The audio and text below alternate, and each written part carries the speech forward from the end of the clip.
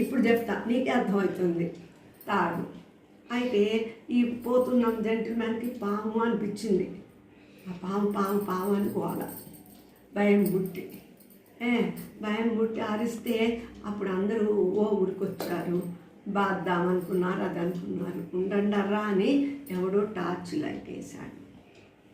వేసిన తర్వాత ఓరింది దుంపదేగా, ఇది తాడురా, పాము కాదు తాడు. పిల్లలు ఆడుకొని ఇక్కడ పడేసిపోయారు. అమ్మో అవునా, పాము పోయిందా అంటే ఆ తాడు పాము కాను లేదు, అది పారిపోను లేదు, ఏమీ లేదు.